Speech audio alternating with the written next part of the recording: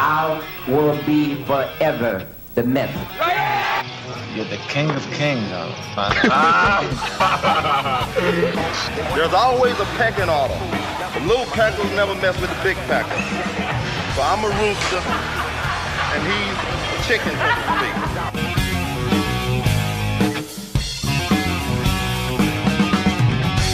What do you think of Mike Ashley? Do you think, he claims to be drug-free for his whole life. Do you think he was, in your opinion?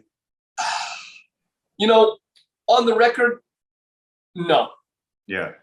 No, I don't believe that for the life of me. And Mike, with all due respect, and if he ever sees this and says something, so be it. Yeah. He's a great guy, super, super individual. He lives down south here in Florida. Yeah, he does, yeah. And but I totally don't believe he was drug-free. I mean, my personal opinion, I'm sure I'm not the only guy who thinks that way. And you can tell how people look with their hardness and stuff like that, John. I mean, it's kind of, hey, man. Well, you saw him in the Night of the Champions, too, when he got second. Exactly. So, yeah. For me, there was no doubt, man. He was very gifted. I got to tell you. Gosh, he was gifted. But if you think about it, John, I went to, when I was doing the roids back then as a pro, I go to find out that a lot of these guys are doing, whatever milligrams they were using back then, they're spending an average of, I think, $7,000-8,000 for a cycle 3 to 4 months before a contest, right? Mm-hmm. That's what my understanding was back in the day. That was a lot of money. Yeah. And my cycle, believe it or not, I was only spending about $700-800 on steroids for that whole time. Yeah. Because again, I was very nervous to take more. Yeah. And now I know these days, these guys are on massive amounts. Yeah. Were guys taking growth hormone back then, Steve, or had that started yet? It just started. Okay. It started to the point where even I started to look for some. And I'm glad I didn't get into that because I don't know what would have happened. And I know some of the guys are big into it today from what I'm understanding. And I also know that the insulin is huge today with these guys. Yeah. Yeah, I think the growth hormone, from what I understand, started around the 90s. I was just wondering, if it was in the 80s also. I heard rumors that they started in the late 80s. Yeah. Yep. It was around at my time. I knew some guys that were getting it. Yeah. Very, very few. A lot of us were looking, and we were starting to get contacts, and I thought I had contacts and things like that. But I'm kind of glad I didn't. I never wanted to really. I'm glad I never messed with it. Let's put it that way. Yeah, I mean, you were successful just from having a very aesthetic physique. You didn't have to be that big. I mean, you needed a little enhancement, but you didn't need to be, 200 pounds or anything, Right, like Momo. I'm 5'4", John. Momo's 5'2", and he weighed 200 pounds. Unbelievable. Yeah.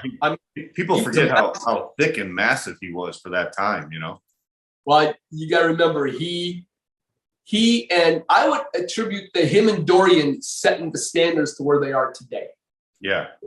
And even Dorian, I think he even admits that he was better in his first couple Olympias. And then he just got more. And Ronnie too. You ask Ronnie today, Ronnie won 8 Olympias, and you ask him which one did he look the best in. He said the first one, where he weighed like 247. Yeah. I don't know why they decided to go that route and I think they feel the pressure from the judges.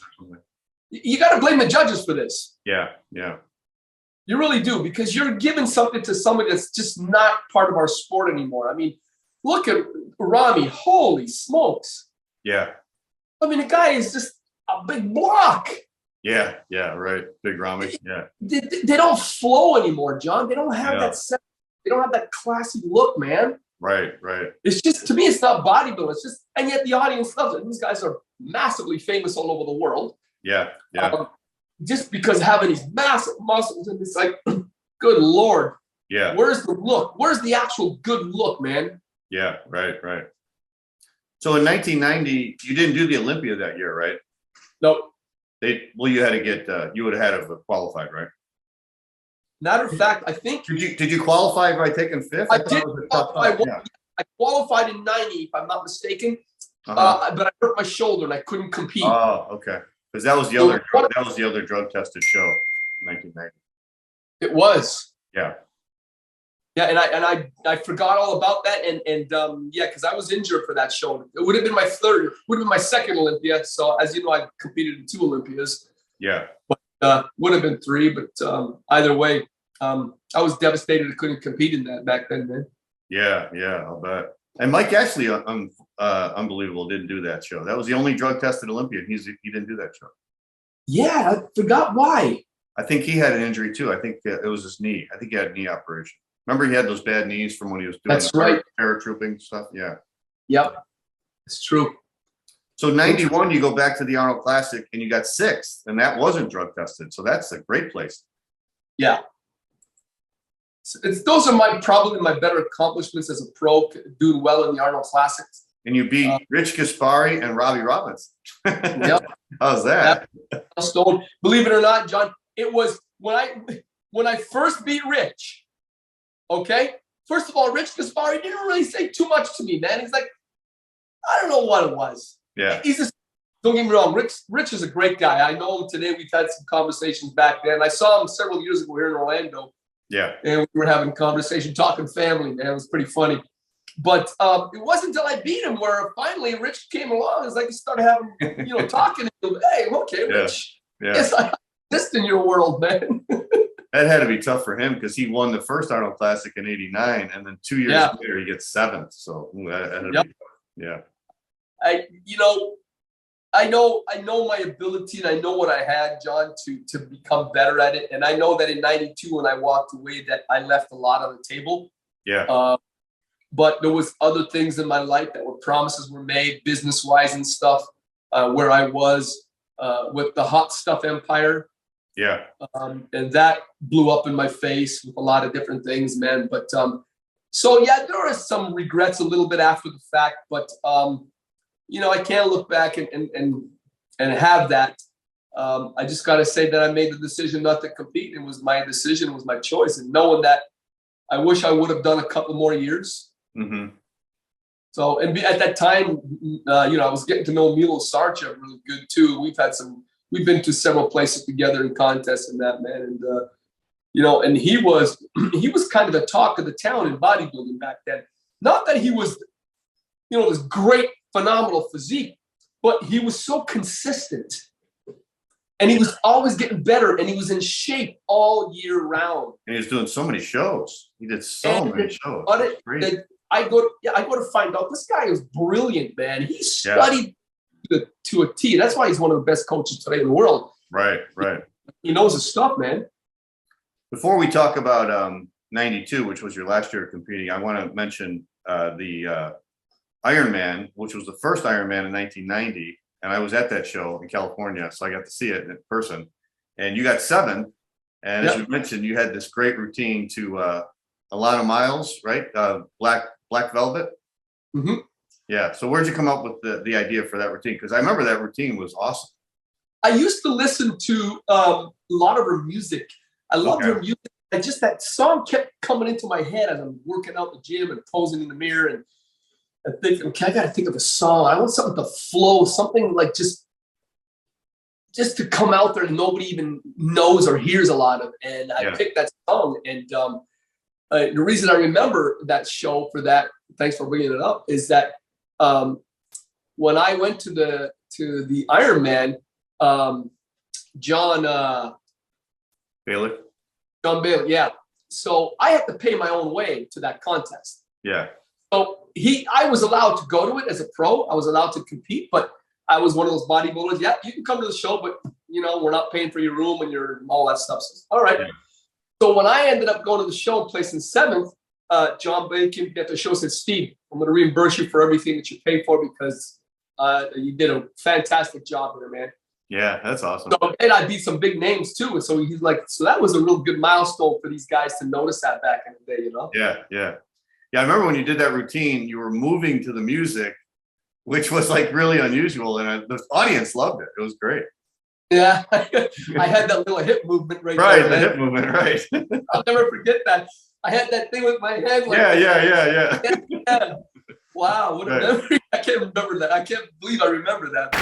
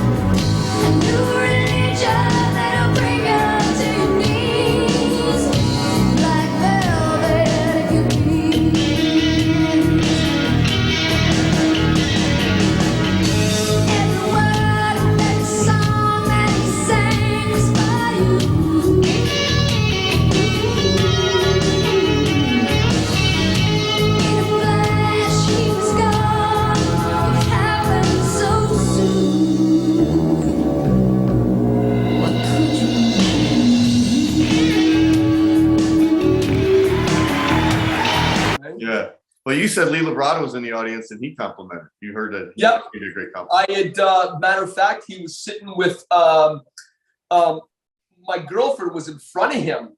Okay. And that's when after the show, she told me that, Lee Labrada said that you got one of the greatest physiques up there and your routine was fantastic.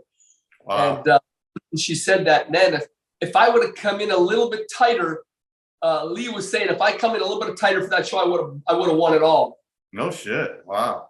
So that's why I really thought I had some really good things going on. And I know at 92, when I started seeing things happening, I thought for sure that I should have placed top 10 in the Olympia. I really believe I did. But you know how that goes, you got your judges and it's for me to beat Lou Ferrigno was kind of, he's twice my height, man. Yeah, right. Well, at the Arnold that year, the Arnold was your contest, man, because you got like 5th in 90, 6th in 91, and then you got 5th again in 92. The year 92. Yeah. Yep. So now you're in the top 5. You're in the pose down. Yep. Yeah, that's awesome. Wild going out there with these guys, man. I felt good. I think there was a lot more respect with some of the guys after that because, I'm the little guy, man. I'm the littlest guy until Mohamed came along, obviously. Mohamed was massive, though, man. Yeah. But, and the reason, obviously, as you know, the reason him and I got along well, because he only spoke French. Oh, okay. Yeah. Yeah. So being French, I had to translate everything for him, all that stuff. But okay. When did you first meet him, Steve? I met him the first time I went to Budapest, Hungary. So Ben Weider brought us to Budapest, Hungary, and I think it was 87. Okay. We had gone there to promote Weider products, man. Okay. And they brought myself, Ron Love, and a couple of other guys, man. And that was very strange because you'll never believe what they did to us, man. The Weeders promised us, all of us, $3,000 plus all expenses. Yeah. I'm not afraid to say the story. We got there and they gave us 3,000 Hungarian dollars. Which is what? $50 American back in the day. Oh my God. Yeah, Ron Love told me that same story. I interviewed him. No kidding. Yeah. That's amazing. Yeah. Yeah, we were there and we couldn't believe that they gave us. You got to be kidding me. $50. $50, 3,000 Hungarian. But it just, how they deceived us is what gave me. I had no respect for the leaders after that, which was sad because they control the IFBB. But yeah, I didn't really have a lot of respect. And I met Joe a couple of times.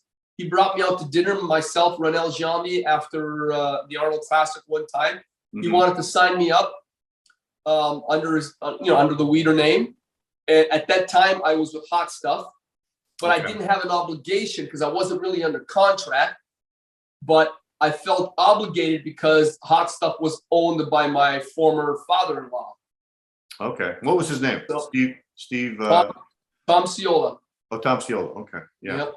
All right. And so you were married to Tom's daughter. We were married 28 years. 28 years. Wow. No kidding. Wow. Yeah, divorced now, unfortunately. Okay. Wow. That was a long marriage. Yeah. Yeah. It was pretty it's been a little bit of a challenge for the whole family for us to have gone through that, but it is what it is. Life moves on. Did you get divorced recently, Steve?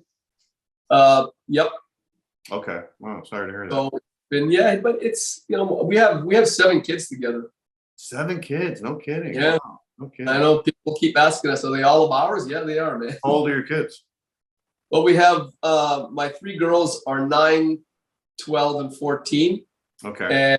And I've got my 3, and then there's a big gap because we had 3 miscarriages in between, unfortunately. Oh, but wow. Then I have a 23-year-old son who has a baby. I have a 25-year-old who has a little boy and a baby on the way. And I have a 27-year-old who has 2 kids and 1 on the way.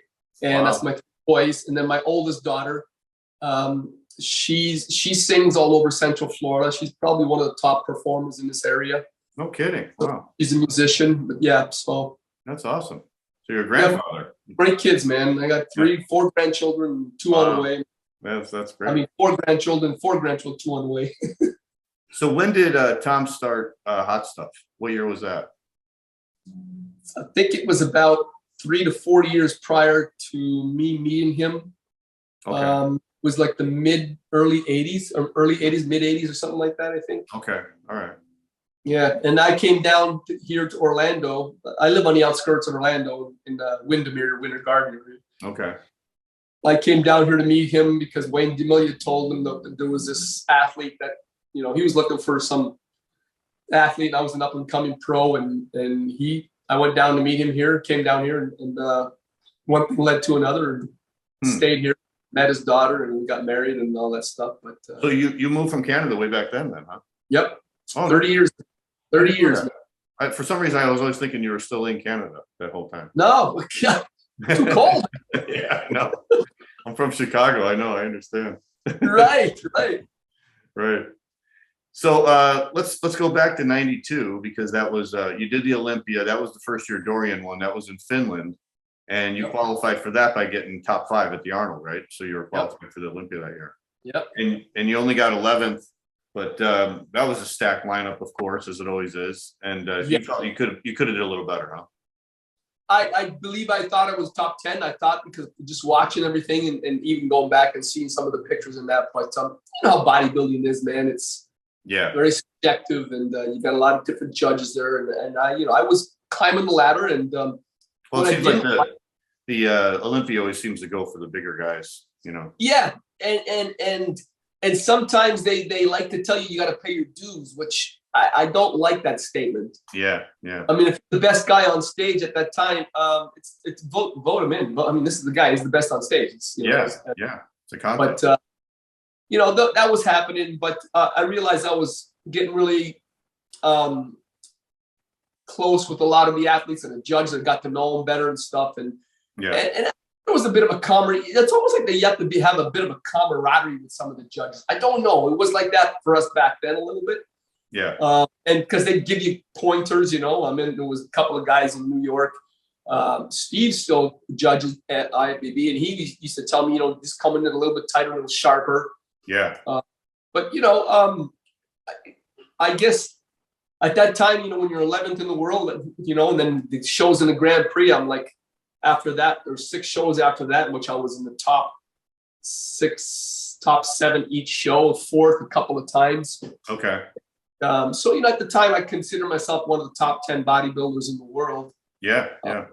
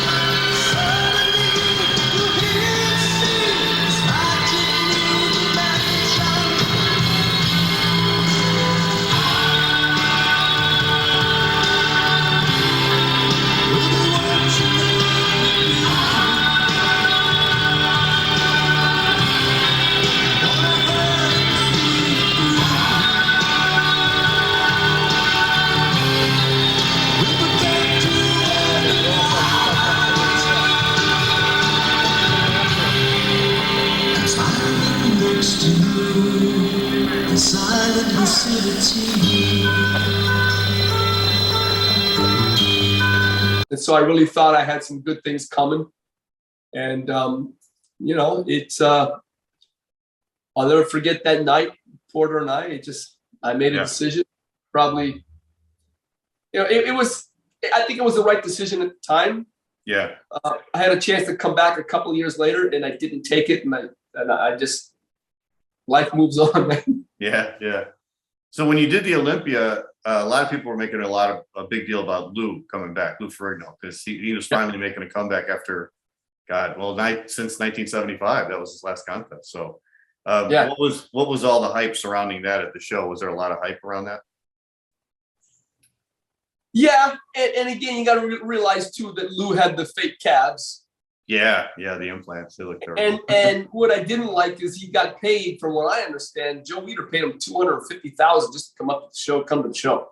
Holy cow! That was the story going around. If I'm wrong, then somebody gave me the wrong information. But that's what I was hearing back in the day, man. Because here's Lou Ferrigno making a comeback after 17 years. It's like, wow. How was the show being in Finland? Was that weird because it wasn't in the United States? The weirdest part was this. So we're in Finland, and we're at the show is being held at a skating rink. Yeah, an ice rink, right? Yeah, and the thing, it was a professional hockey game going on early afternoon. Right. And so the hockey game was over. They had to set the whole stage up, and in these skating rinks, they put stuff on the ice, these platforms down, put the chairs up, and all that. Yeah. Right. Get the audience ready for sitting up in the stands. And so did you guys have the prejudging before the hockey game? No, it was after. Wow. So what time was we were up in the stands posing, and that's where, I don't know if you heard the story. So everybody's down on the ice rink sitting on the seats and everything like that, and we're downstairs in the dressing rooms, and there's water all over the place because the ice melts and comes down on all these little gullies and stuff like that. And here we are with our posing shorts on, walking around, and there's water everywhere. We have to step certain places, and we had to walk up this platform to get to the top of the stage, and you're walking down again onto the stage. I don't know if you ever saw the 1992 Olympia. Yeah. Take a look. I saw it. Yeah. Everybody's coming down. Ferrigno fell, right? Platforms. And Ferrigno fell, didn't he? Say that again? Ferrigno fell, didn't he, coming down the stairs? Well, yeah. So he goes up the pose, right? So he walks up the stage. Now we can't see because we're backstage and we're all the way down, so we can't even see it. So we couldn't even see the other posers pose. And so Lou is going up there, comes down, you know, he's doing his posing, and he comes back, and there's myself and Porter Cottrell standing right there, down on the behind the stage where the stairs come down, all these platforms. So we see Lou up at the top, and Lou is waving to the crowd, and he turns around to go back down, and he misstepped and he fell down the stairs. All the stairs? All of them. And these weren't regular stairs. These platforms built up for us to walk up. Yeah, it looked like big steps. Yeah, I saw that. Yeah. To the stage and that. So Porter and I were there. We caught him right before he hit the ground. I was like, oh, damn, look at this guy's 300 pounds, man. And so he got a big slice in the back of his leg. I think he needed several stitches. He had to go to the hospital. Jeez. And yeah. Was this at the night show, Steve, or the prejudging? This was the night show. The night show, okay. So you guys had to wait till the hockey rink or the hockey game was over with, and then you had to we go to prejudging. Then you did the prejudging. How long? What time was the prejudging then? I can't remember. I think it was early afternoon. I think maybe I should say about 2 or 3. The hockey game was early. Okay. And then what time was the night show? The night show was later on, like 8 o'clock or something, I think. Okay. But yeah, we had about a 3 or 4 hour window between prejudging and the night show. Okay. Wow. Crazy. Yeah. You know, man.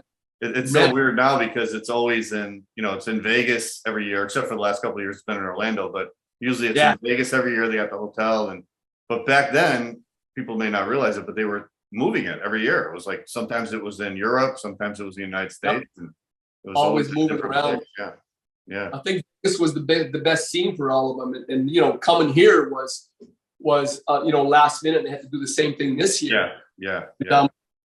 I went this year. I didn't go to the show. I just went to the athletes venue and all that stuff, man. It was pretty interesting. A lot of people. The stage set up and the seating and all that. It wasn't really. Yeah. The atmosphere wasn't the way I thought it should have been, but they still pulled it off, man. What did you think of the results from that '92 Olympia? What did you think of the guys?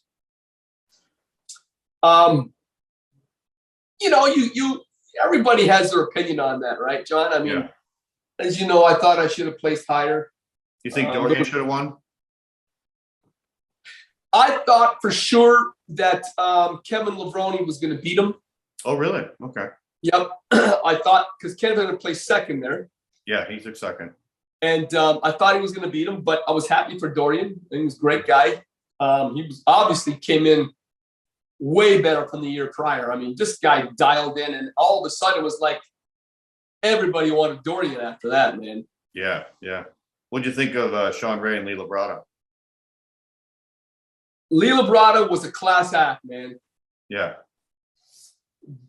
Surely one of the best bodybuilders in the world too at the time. Yeah. Ray, as much as sometimes he just had a mouth of the South, man. I think there was some times that he probably should have won the Olympia, or he had the chance to win it. Yeah. He had physique. I did like Sean's physique, man. I thought he had a really classic looking physique that flowed, man. He had really good lines. You think he deserved fourth that year? Sorry? You think he deserved fourth that year? Because he was really ripped that year. Hard to say. I have to go back and look. I think he probably could have gone up, but again, you're being judged by a bunch of people and very subjective in a lot of ways. I think a lot of those placements could have gone either way. Yeah. It's like myself. I thought I should have placed, top 10. It would have been nice to be there, but yeah. But you beat Lou Ferrigno, so that was. That's why I'm still known as the giant killer. Right. So tell me about Benaziza. You saw him that year. He got fifth. What'd you think of how he looked at the Olympia? I mean, his physique was mind-boggling. Really? Okay. Mind-boggling. I mean, he took it to another level, man. Yeah. The mass that man had I'll never forget having conversations with him, and he would tell me that everything he was taking, that he would keep a diary on, that he was actually he was giving a lot of this information to some of the doctors in Paris where he lived, in France. Okay. He was letting them know how they function, because a lot of these doctors didn't know a lot about them and how they work. And I guess Mohamed and Momo, he was so good at putting his stuff together. But also keep in mind, not only was on massive amounts of steroids, he was taking massive amounts of diuretics also. Yeah. So was he your height, Steve? Momo was about 1.5 inches shorter than me, man. Okay. How tall was Momo? He was 5'2"-ish. 5'2". I'm 5'4", because he was shorter than me, man. Wow, unbelievable. So he was taking a lot of stuff, and he was telling you what he was taking? Well, he didn't tell me what he was taking. He said he was taking a bunch of stuff. Okay. There was a couple of things, and I forget to this day. Obviously, probably no different from some of the stuff the guys were using back then, but other things too. I mean, there's so many different things you could have taken back then, man. All kinds of testosterone, parabol, and winstrol. I mean, just so many different types of drugs, and I still didn't even know most of them, man, and experimented only a little bit, man. But my safest drug was winstrol. I didn't use a lot of testosterone. I didn't want to have gynecomastia. Yeah. And I did a little bit of that. I did a lot more. My go-to was winstrol, because I reacted really easy to it. So, and again, back in those days, I got a 30 cc bottle of winstrol, lasts me a month. Right. I do a cc a day, and that's a $300 bottle back then. Yeah, yeah. So, and like I said, I would use 2 or 3 of those before a contest, and that was it. So I didn't really use anything else. Didn't need a lot of money, right? Yeah. And I didn't. That's why I was okay with that, and knowing that to continue competing, that I knew in the back of my mind, even in '92 on the European tour and all that stuff, that I had to up it a little bit to just, to have a little more of an advantage. And to, even though I thought, here I am still one of the top in the world, to make it, everybody wants to win. So to make it a little higher, I knew I had to take some more, man. Yeah. Yeah. The first time I saw Momo was '88 and the Olympia, and he was thick then, but he got so much bigger by '92 in that 4 years. Oh, yeah. Yeah. Massive. So tell me about that Grand Prix tour. Now, you went on the Grand Prix tour, you were on every show, and you got to, you unfortunately got to see Momo pass away at that show. So how did it go going through all those competitions? Because from what I read that he was getting progressively harder each show, Each show, John, was just, he was transforming himself. For each contest, he just kept getting tighter and tighter. And you could see his cheeks sunken in. Yeah, that's what I heard. To see his eyes a little bit, or like, he almost ghostly at times. And, we'd go to these shows, and I'd be in some room with him sometime, man, and he had his girlfriend there sometimes too, but I had to leave because Momo was very aggressive. A lot of people don't know that side of him that I saw. And I, soul, may his soul rest in peace for me. I don't want to get too much into it, but he was an aggressive in one way, and it was hard to be with him sometimes when his girlfriend was around, because she was kind of like trying to help him, and he wasn't. And I could tell that he was being taken over in a lot of ways. With, as you know, when you do steroids, there's a lot of guys who can do steroids, and it'll just, you get a little more aggressive to some degree. Yeah. And I could see some of that coming out in him a bit. I kind of tried to talk to him a little bit here and there, but he just kept getting tighter and tighter every show. And I knew that he was taking diuretics like crazy. And you could just see his skin was so transparent, man. Wow. And when we're at by the time we got to the Netherlands, I forget the city we were in. So let me interrupt you, Steve. Do you think he was on these diuretics all the time? How many weeks was that Grand Prix after the Olympia? About 3 weeks, 2.5, 3 weeks. Okay. And it was like, what, 4 shows, I think? We had the Olympia plus 5 shows. 5 shows? Okay. 5 shows in 3 weeks. I mean, that's crazy. So you think that from the Olympia all the way through all these shows, he was just on diuretics all the time? Absolutely. Yeah, because that's what I read, some magazine reports and some people who said that the people that saw him at every one of these Grand Prix, they said he was just getting harder and harder and harder. They said by the last show, he was like concrete. He was so hard. He was rock hard, man. That last show, I ended up placing 4th, I think. Yeah. I wish I remember the city we were in, man. But there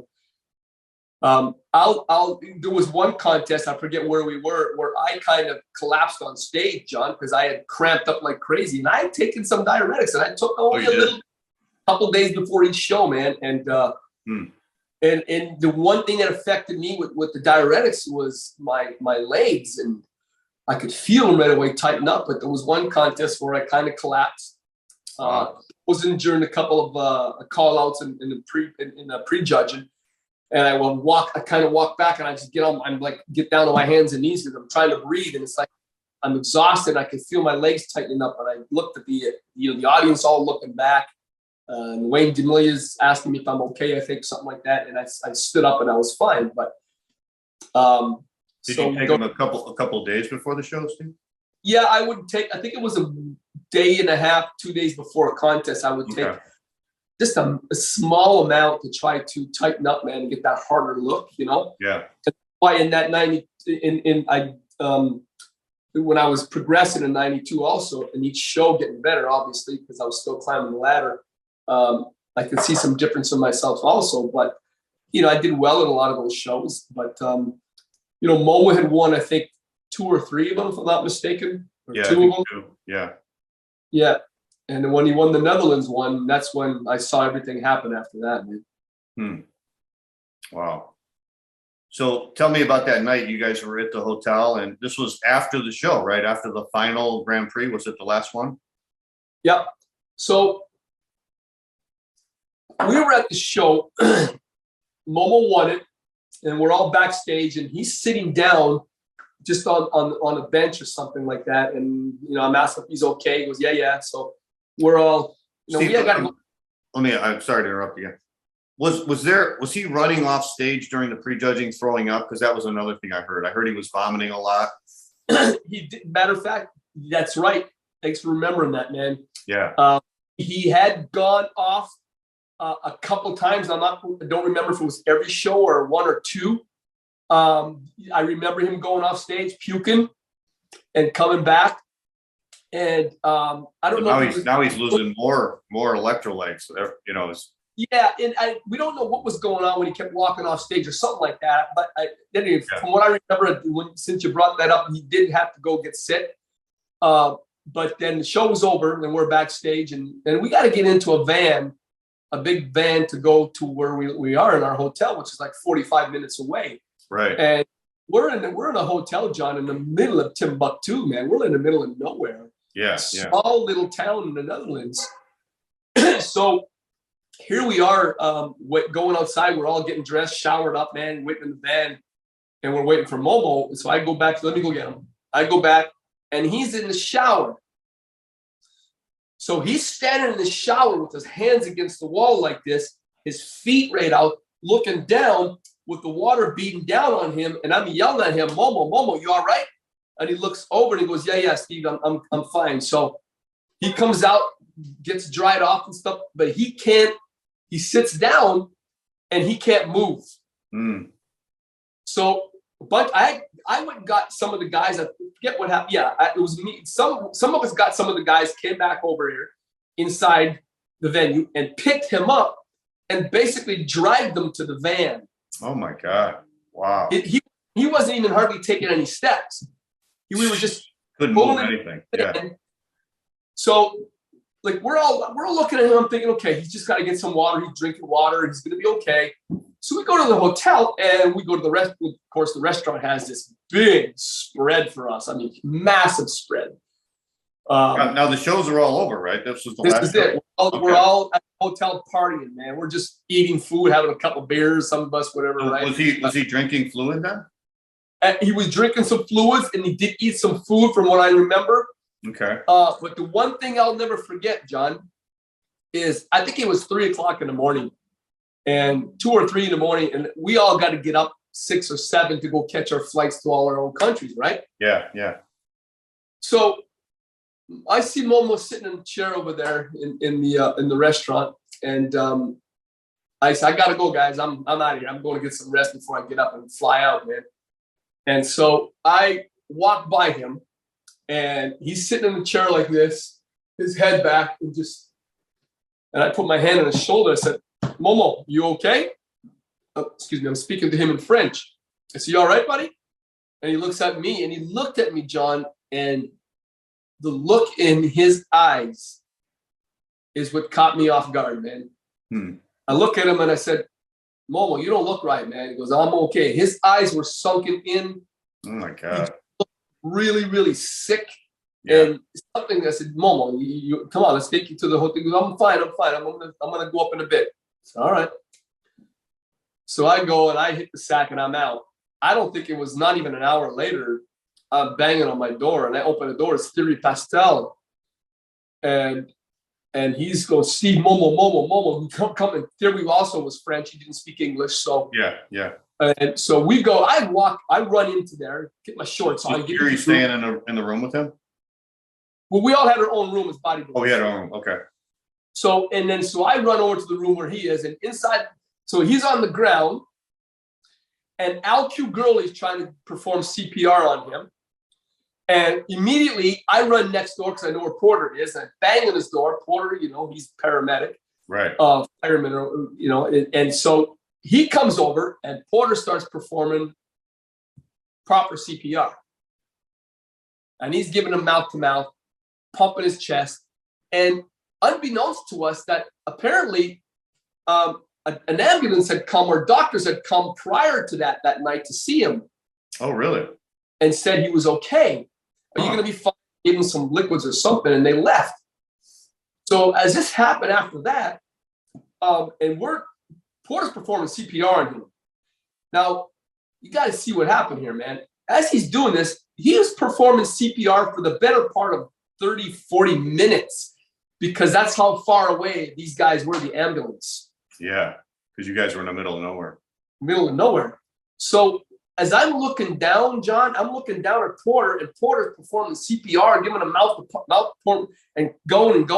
And Porter, there was that one moment, he turns his head, he looks up at me, he just gave me a look, and him and I are the only ones that knew that he was gone.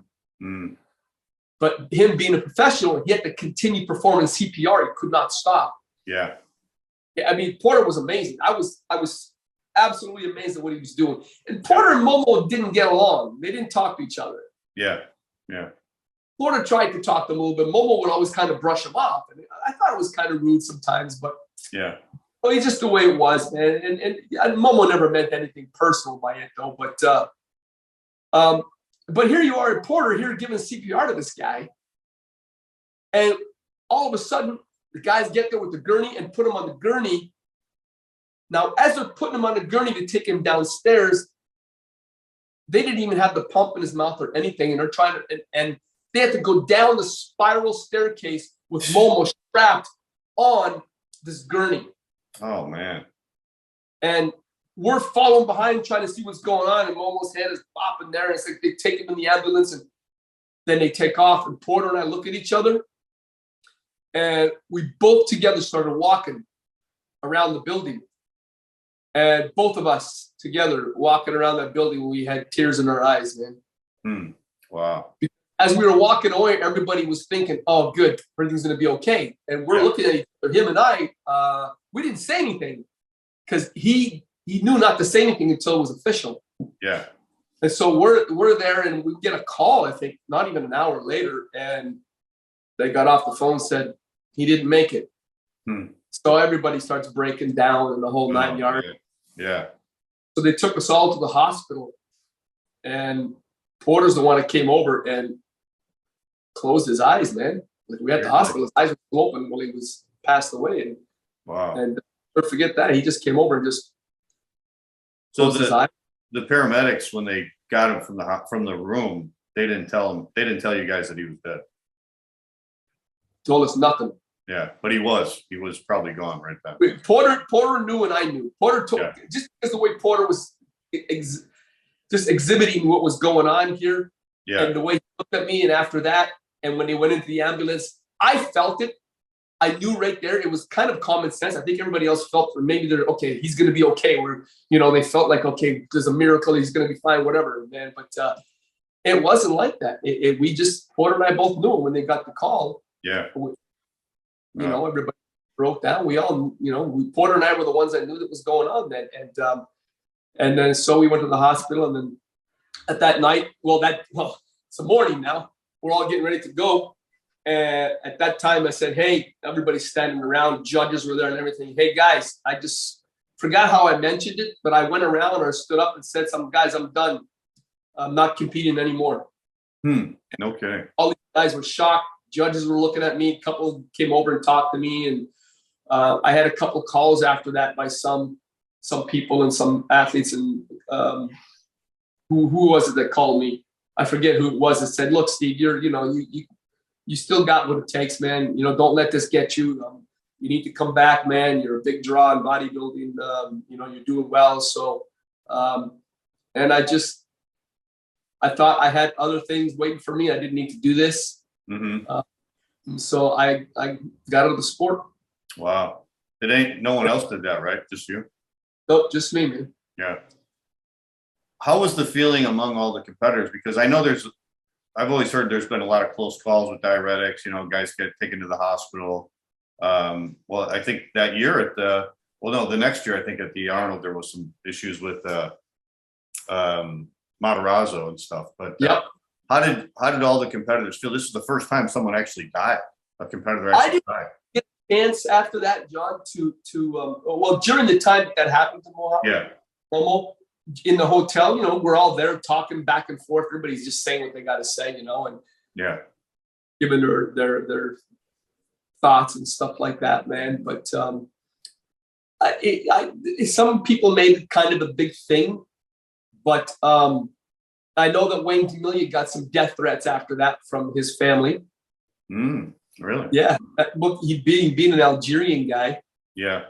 He was from Algiers, and I guess they had some family members who just found how to get a hold of Wayne or something. And then I heard that he had some death threats from his family. And wow. And after that in 92, I went to judge in 93, I think it was. Yeah, I judged in 93. In Niagara Falls was my first show. I judged. You got into judging. I got into judging for the 1 year. That's where Lee Priest made his first contest, and that's what I called Lee Priest out for his first call out ever, man. Oh, no kidding, huh? Yeah, and they were calling him up on stage, the judges. There's a new guy there. I see this guy, he looks pretty damn good. So I'm like, my turn to bring a call out, so I'm bringing Lee Priest up. Yeah. And I brought him up. All of a sudden, he went climbing up. Yeah. He placed in the top 3, I think, or 4th place in that show in Niagara. Okay. Yeah, but Lee Priest, that's when he started making a name, man, after that. So I got out of it after that, man. I just decided in 93 I didn't want to judge anymore, and I lost contact with everything bodybuilding for years. Yeah. And I think after that incident, that's when Wayne D'Amelia said, we're going to start testing for diuretics. Yeah, and then they got away from that. Yeah, they stopped doing that, yeah. They only did that for a short period of time, right? Right, yeah. And then so they got away from that, which was a mistake. And now, as you know, look what's happening all over the place. Yeah, now there's some deaths that are probably attributed to that, right? Oh, gosh, I don't doubt that at all. I mean, come on. Some of the top bodybuilders in the world passing. I mean, they're just gone just like that. I mean, boom. And even on the amateurs also, And both amateurs and professional. I mean, you could almost say some type of epidemic. I mean, what the hell's going on here, man? Yeah. This last year was crazy with the deaths. They got to take diuretics out. As far as I'm concerned, they got to eliminate these altogether. Yeah. Did you feel like they really helped you, Steve, when you took them? I felt they made a difference. Yes, there's no doubt. But what I go to find, what happened though, I know for a fact, John, that there was other ways of doing it. I had done prior to that other ways of staying tight without using diuretics. Excuse me. I did use a lot of natural types of diuretic herbal types that work really well. So there was no need to go there. But as you know, diuretic work so darn quick, man. You take that's sucking water out of you crazy, man. And you know, there's a fine line when you take them. You got to take them right, man. But you know, I there's got to be a way to get rid of them. I mean, I look at some of the girls today on how the girls are tighter and harder than we were back in our day. Yeah. I mean, I think they're playing Russian roulette. As far as I'm concerned, there's no reason to have that in the sport anymore. Although the people in the audience may want that, there's no reason to have it. I think they'll have a way better looking athlete without them. You have safer athletes, for crying out loud, man. I had this funny story. I was in when I competed in the Natural Olympia. I was in Greece, and we went to Hungary first. So they had me at a guest posing, me and another guy, and they had us at a guest posing in Hungary for 4 days, and then from there we flew to Greece. So while we were in Hungary, we were eating at restaurants a lot, and we were eating like rice and chicken and stuff. So there's sodium, of course, in that.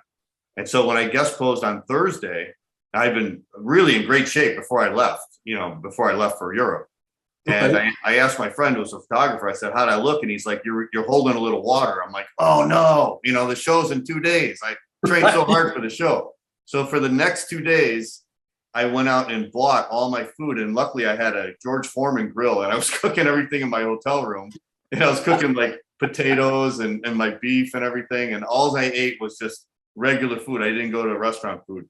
And I remember the night before, we were staying in this little dinky, I was in this little hotel room in Greece, and I was starving, and I hadn't drank anything for like a day and a half. And I remember I had a can of protein powder, because one of the appearances we did in Hungary, they gave us a jar of protein, as a thank you for making an appearance at the store. So I opened it up, and it was chocolate, and I was licking my finger, and I was going like this for like 20 minutes, I was just like, I was going insane because I was starving, but luckily I got into shape the next day, and I was ripped. And when I got home, I was telling this guy from the gym who was an NPC competitor who did drugs, obviously. And I was telling him the story of this ordeal I went through. And he goes, man, if that would have been me, I would have just popped a diuretic. Right. I wouldn't have had to worry about anything. I wouldn't have starved myself, wouldn't have had to dehydrate, nothing, I heard stories over the years about some of the guys going through that. Some of the guys I had competed with, and I'm not going to name any names, but just going out eating whatever the heck they wanted, getting really good shape for a contest, but just eating whatever and popping diuretics like crazy. That's exactly what he said. He said he would carb up for a show, and then you pop the diuretic, get rid of the water, and then you're ready. It's such a dangerous practice, man. Yeah, for sure. Well, Steve, I want to thank you for joining us on the Bodybuilding Legends podcast. It was really great to hear your story and your career. I remember you competing for sure, and I thought you were a great athlete. And man, you got to be, you made history for being the first bantamweight to win an overall national championship. That's amazing. Right. Amazing story. I'm honored, man. I'm honored that you had me on, man. It's a pleasure talking with you, man. You're a legend in your own along the lines, man. I mean, come on, everybody knows you there. Thank you. I appreciate it. What are you doing now, Steve? Right now I'm consulting people and health and fitness. I specialize in plant-based, as you know, talked about a little bit on the last week. I do a lot of integrative wellness, just combining a lot of different things with people. I still do a little bit of, people ask me some bodybuilding stuff on the side, and I don't mind helping them out. But I'm just back into the field that I like, man, just helping people get to a good place. And bodybuilding is going to kind of play a role in that a little bit. I've got a couple of guys that want me to come and talk to them about some stuff and routines and that. So enjoying it. But for me, I love teaching people how to take care of themselves on a balanced level, integrated with wellness level, with combining all this stuff, proper eating, training, mindfulness. To me, that makes, it makes you an overall better balanced person. And with that, you can compete as a competitive athlete also, as long as you just take care of yourself right as you go. Yeah, absolutely. Well, you look good. You look healthy. So I wish you the best on all your endeavors. And it was great talking to you again, Steve. It was really appreciate it, John. And we'll have to get together soon since we're not far away, man. Yeah, for sure. All right, buddy. Thanks for joining me. Oh, brother. Appreciate it, man. Okay. Take care, Steve.